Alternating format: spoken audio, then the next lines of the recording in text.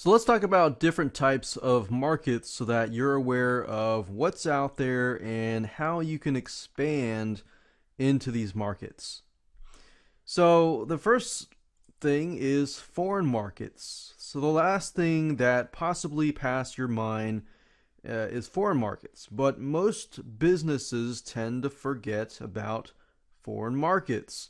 And I'm not just talking about language here, I'm talking about countries. Whether it be a different country or a different language, they tend to be massive markets and far less expensive in terms of marketing. For example, a lot of people tend to have an English product, and some people will come along and translate the product into, say, for example, Spanish to reach the Spanish market, or into French and vice versa. And there are many, many different potential markets out there.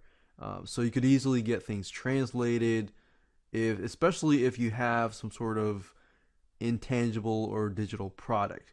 Now, it's obviously going to be easier to sell things if you have a digital or intangible product, such as an ebook or video, and that could be easily translated into a different language versus a actual physical product.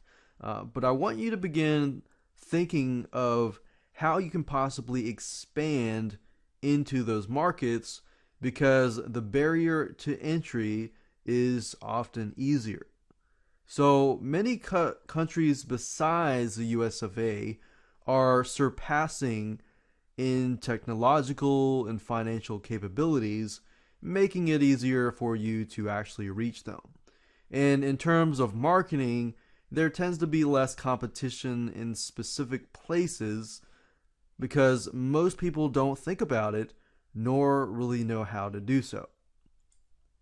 And that brings us to cultures. Cultures, or the way of life, can actually impact the way somebody buys. And this also brings us to the way of life in terms of where somebody lives, such as urban city life versus rural life. So, for example, the way of life can impact the mindset of your potential buyers. For example, someone who lives and works in a big city may not care about the same things that another person in a smaller rural area cares about. So, for example, maybe your product relates more to somebody who is in the urban city life, or maybe some sort of product that you have relates more to the rural life.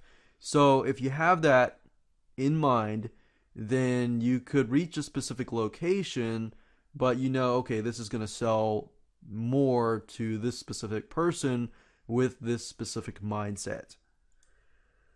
So these are definitely potential markets that you might be missing out on. So it might be good to look past just the specific locations and past that.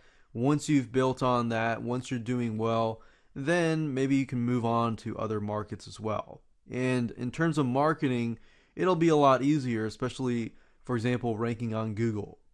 You know, something that might be very competitive in the United States or in the UK or wherever you are, it might be very, very competitive, but maybe you can translate that into Spanish or into France or something else that may not be as competitive. So, doing so, you obviously, if you don't know the language, you'll need to find somebody to translate it and maybe find somebody to market it and things like that. But these are all great things just to think about and how you can expand into those markets. But obviously, you definitely want to tackle the initial market first before you move on and expand into other markets. But definitely want to keep this in mind for future reference.